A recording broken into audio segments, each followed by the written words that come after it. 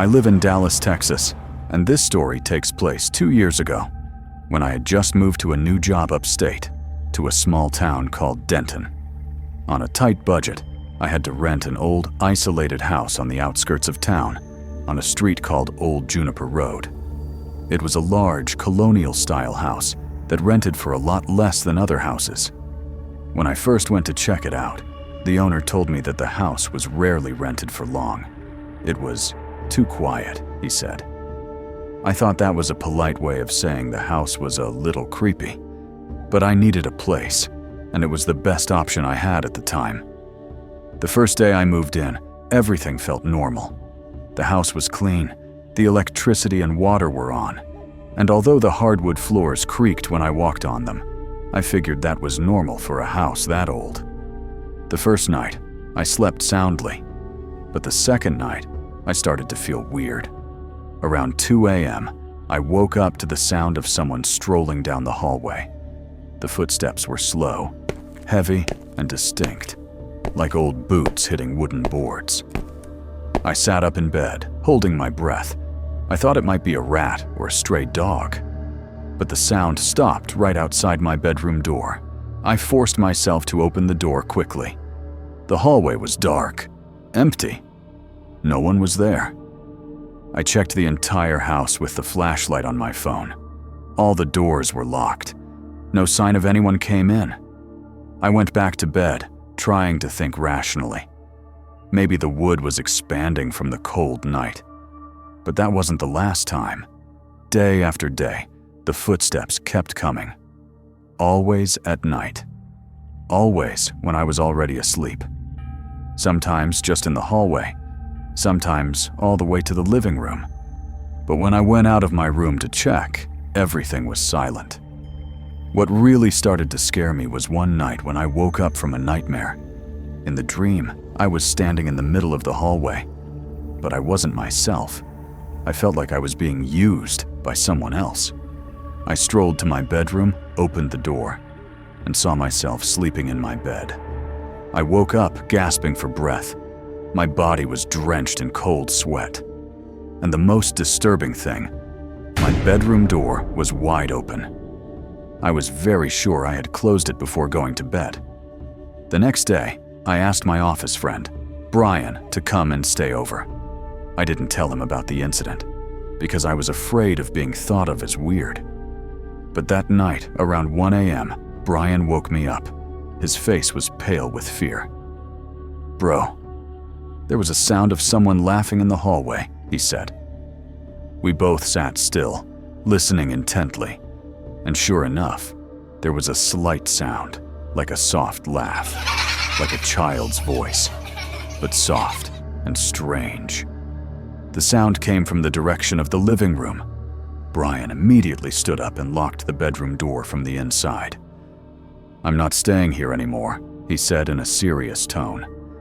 The next morning, he left early without having breakfast. And that night, I slept with the lights on. The next few days, I started looking for information about the house. And finally, I found an old article from 1994 in the local archives. The title was, "Man Found Dead in Abandoned Home on Old Juniper Road." It turned out that the house had been empty for a few years after a man named Richard Marshall was found dead in the basement.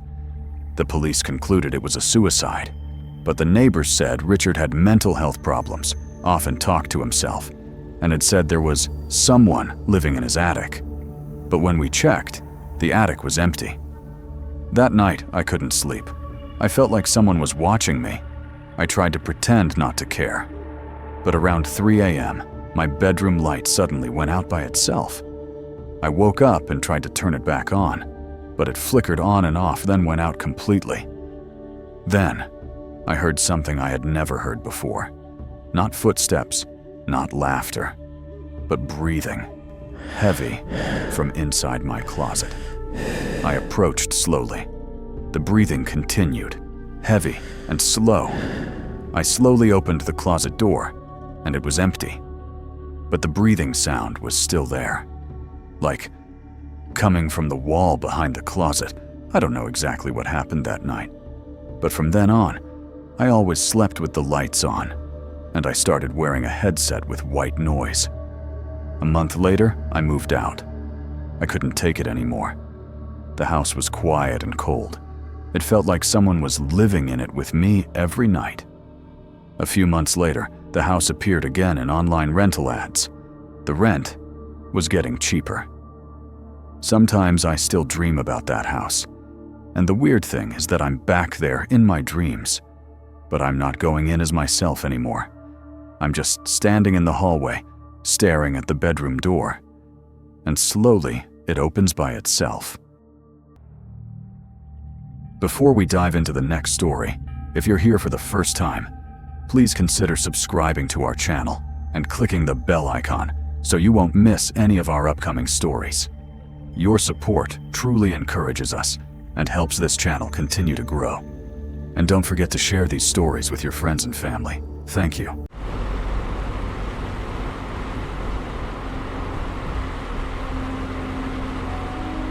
I had just finished moving into my new place outside Flagstaff, Arizona.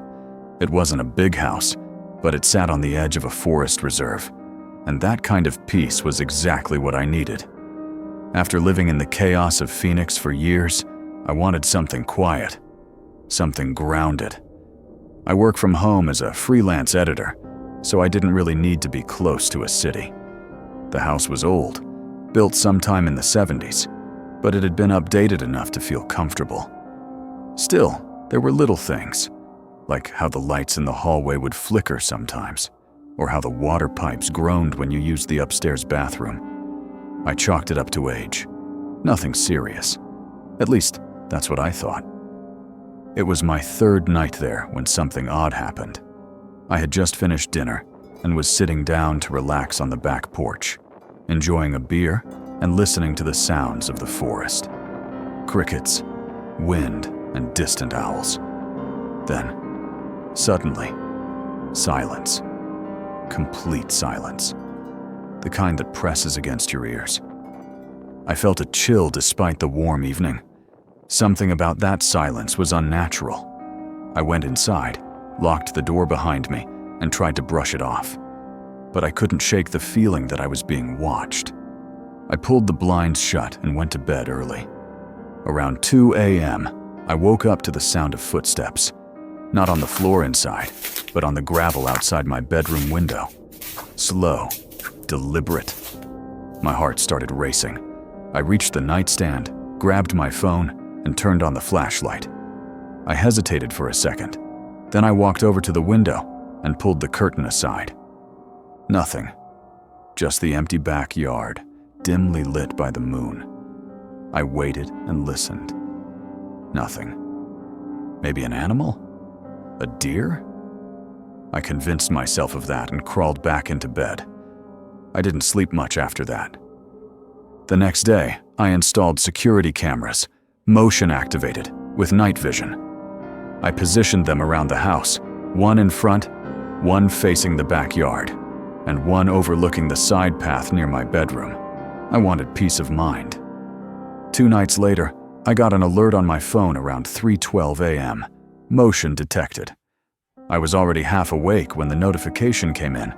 I opened the app, expecting to see a raccoon or a fox. What I saw chilled me. A man, standing at the edge of the forest, facing the house. He wasn't moving. He was just watching. I couldn't make out his face clearly, but he was tall, wearing a hoodie, and his posture was unsettling, rigid like he was bracing for something. I called the police immediately. It took the police about 15 minutes to arrive. By then, whoever it was had vanished. They swept the area and found footprints in the dirt, but nothing else. They told me to keep my doors locked and to call again if anything else happened. I barely slept that night. The feeling of being watched was back, stronger than ever. Over the next few days, I tried to resume normal life. I worked, I cooked, I went for hikes. But every night, I felt the weight of my eyes on me. And every night, around 2 or 3 a.m., the camera would pick up movement. But by the time I checked, it was always too late. The footage would just show trees swaying, or brief glimpses of a shadow slipping out of frame. One night, I stayed up. I turned off all the lights and sat on the living room floor, watching the feed in real time. Hours passed. Nothing. Just after 3:30 a.m., the backyard camera glitched for a second, and then came back. He was there again. Closer this time, standing just beyond the tree line. Still as stone. I froze. My phone buzzed again. Motion detected on the side path camera. I tapped the screen. He was walking toward my bedroom window. I grabbed a flashlight and ran to the back door, flipping on the porch light as I burst outside. But the yard was empty. Not even footprints this time. It was like he vanished into thin air. I didn't go back to bed. I stayed up until the sun came up. Then, I packed a bag and drove into town. I needed answers. At the local diner, I struck up a conversation with the waitress, an older woman who'd lived in the area her whole life. I told her where I lived and asked if she knew anything weird about that property.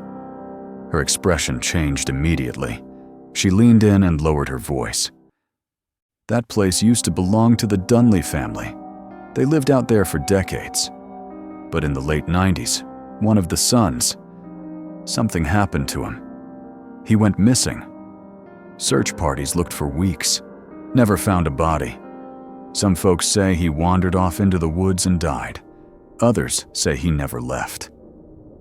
I asked what she meant. There's a story, she said, that Dunley's son comes back sometimes, walks the edge of the forest, watching, waiting. I didn't know what to think. Ghost story? Local legend? Just something to scare newcomers? Still, it gave me chills. I thanked her and drove back, not entirely sure what to believe. That night, I stayed up again with a baseball bat beside me. I watched the cameras. Midnight passed. Then 1 a.m., 2 a.m. Nothing. At 3:03 a.m., my phone vibrated. Motion detected. Backyard camera. He was standing on the porch now, right at the edge of the steps, head tilted slightly, staring directly at the camera. I gripped the bat and stepped out, shouting into the night. "Who are you? What do you want?" No response. I scanned the yard. Empty. When I looked back at the screen, he was gone. That was the last time I saw him. The next morning, I found muddy footprints on the porch. They led to the edge of the house and stopped. No return prints, no signs of anyone leaving. I considered moving, but something held me back. Maybe it was pride, maybe curiosity. But deep down, I knew the truth. I wasn't alone out there. Something, or someone, was watching. And for whatever reason, it hadn't crossed the line yet. But I feel it getting closer. Every night. Closer.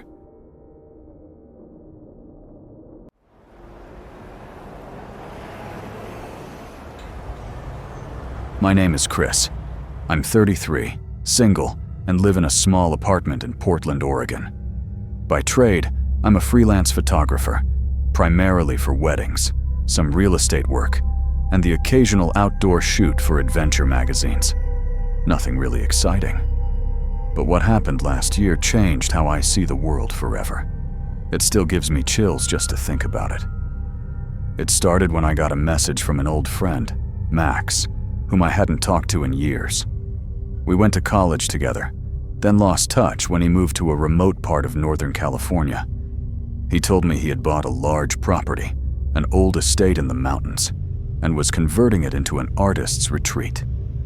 He wanted me to come for a few days, take promotional photos, and maybe do branding work for the website.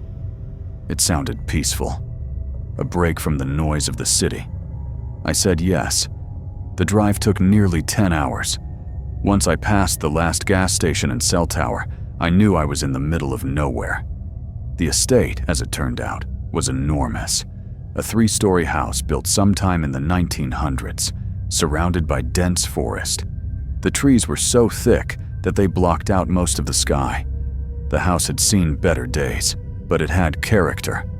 Arched doorways, winding staircases, antique furniture covered in white cloth. Max greeted me at the door.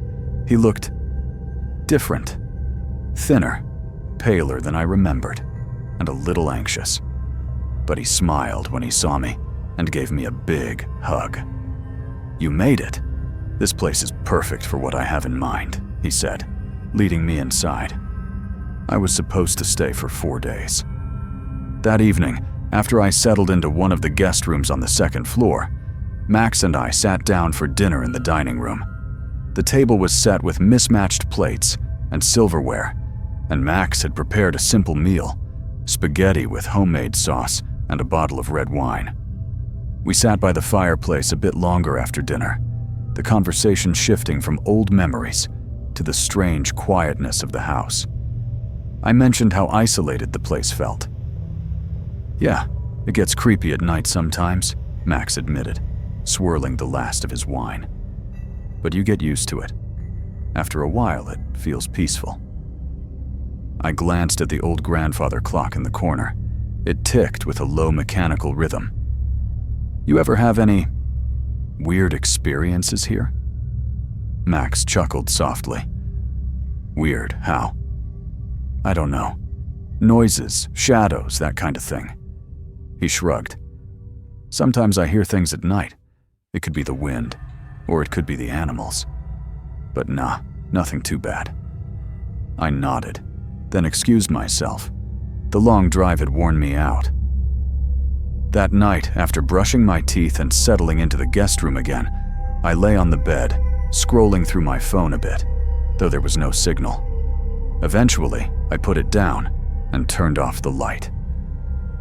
It took me a while to fall asleep, but when I did, it was deep. That is, until something woke me. A sound. Faint tapping. My eyes opened slowly, adjusting to the dark. The tapping continued, soft and steady, like fingers on the glass. I sat up, staring at the window. My heart started to beat faster.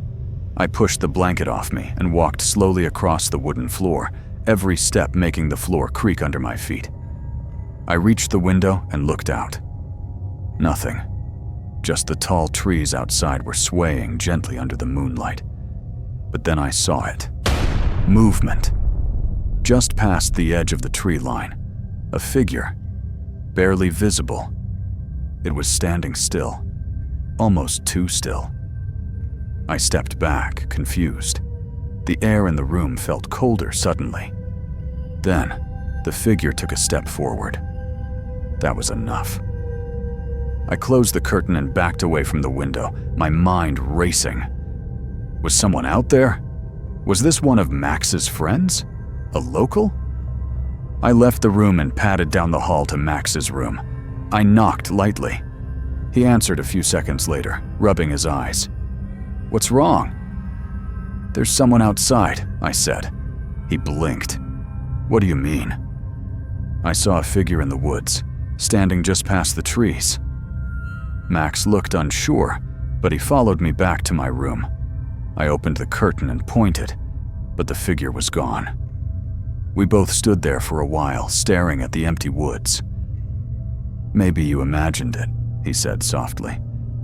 "Maybe," I replied, though I didn't believe that. Max went back to sleep, but I couldn't. I lay awake until the sun came up. The next day, I tried to shake it off. Maybe it really was just my imagination, a shadow, a trick of the light. But I couldn't stop thinking about how still the figure was, not like a person, more like something pretending to be one. I told Max I hadn't slept well. He laughed it off, saying the woods mess with your head sometimes. "You spend enough time here," he said, and the silence starts talking back. I ensured the window was locked and the curtain shut tight that night. I left a small lamp on in the corner.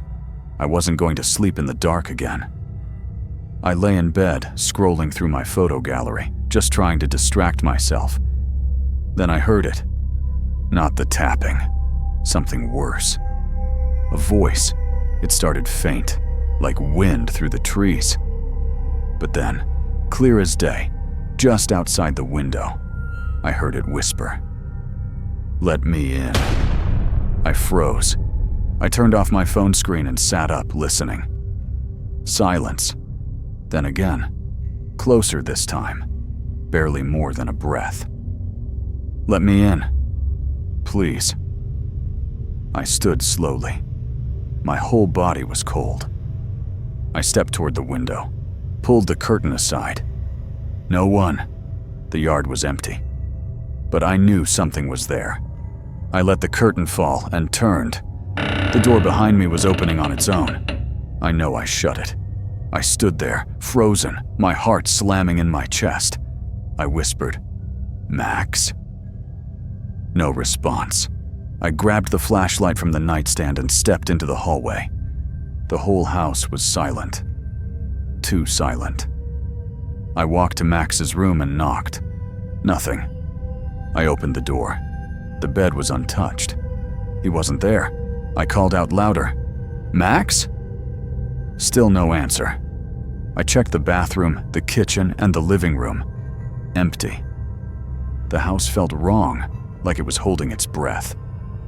I opened the basement door and called again, but no one answered. That's when I noticed. The front door was unlocked. I always lock it. I stepped outside onto the porch, scanning the yard with the flashlight. And that's when I saw it again. The figure, closer than before. Standing just beyond the edge of the porch light. Not moving, not breathing. Just there. Its body was dark, its face completely hidden in shadow, but I could feel its eyes on me. I shouted, "Who are you?"